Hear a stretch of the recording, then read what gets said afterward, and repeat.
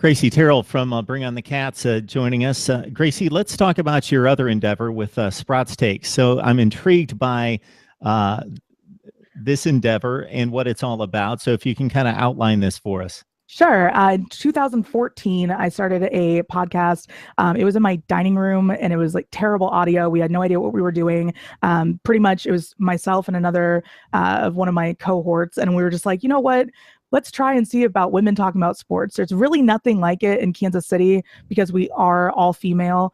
We started from two of us and now we have about 22 writers that just write for fun. And we have a sponsor of Zubas, those awesome zebra striped pants from the 80s and 90s that everybody loves.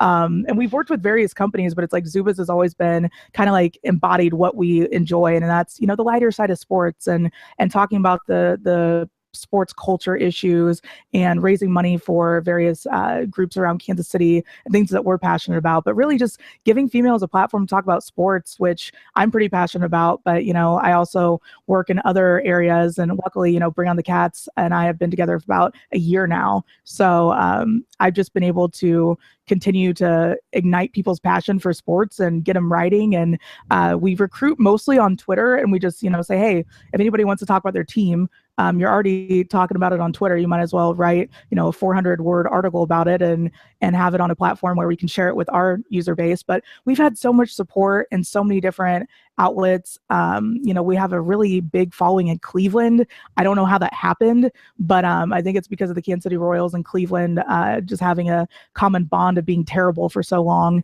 And then we both kind of rose to an unprecedented, you know, greatness. You know, we went to back-to-back World Series and they finally went to one. It was kind of like that bond. But, you know, it's just amazing to me how many people are out there that are supportive of women in sports media, even though, you know, a lot of people say that women have a more difficult in sports media. I just have to differ because I've been given so many opportunities just because being a strongly opinionated female in sports. So I absolutely love it.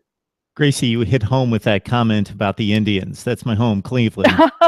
Perfect. and there is something about being having that small market chip on your shoulder, Minnesota, Kansas City, Cleveland, that if the Indians aren't going to get there, I was pulling hard for the Royals in those two World Series to get the job done and represent the American League Central.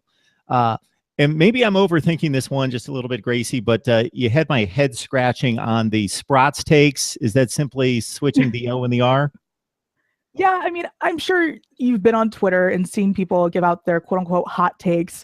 And, you know, when people get really mad and start typing furiously, they tend to spell sports wrong. And, you know, we have a tongue in cheek thing with Sprots because it's just kind of like a mix of all the ridiculousness of sports and all the ridiculousness of the commentary of it. You know, for so long, a perfect example is Kansas City Royals and Ned Yost. You know, people are like, we need to fire him. We need to get rid of him immediately. And, you know, those were pretty much considered hot takes. And we wanted to just kind of do a play on it because we don't take ourselves too seriously. We like to have fun. You know, at one point we had a vodka sponsorship. So there's no limit for all of us to get together and just be absolutely ridiculous when it comes to sports. And I think that's what you should do is like have fun with it, enjoy it for what it is, but don't get, you know, too worked up about it. Don't, you know, let it ruin your day or your life or whatever.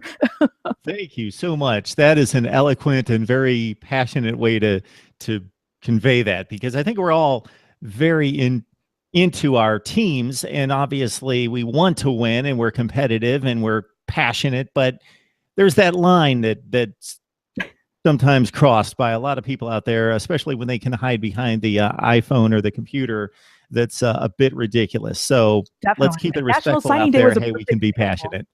They can check it out and see all the writers and everything. We have all the profiles and everybody on there. But, you know, it's just funny to me that with National Signing Day, I had to look at all the hashtags going on. And like I had a giant monitor and all these tweets running across it, just constantly looking for more information, you know, from these tiny little high schools where these guys were signing, and just seeing so many people tweeting like awful things to recruits, like when they didn't pick their team. I'm like, what is wrong with you?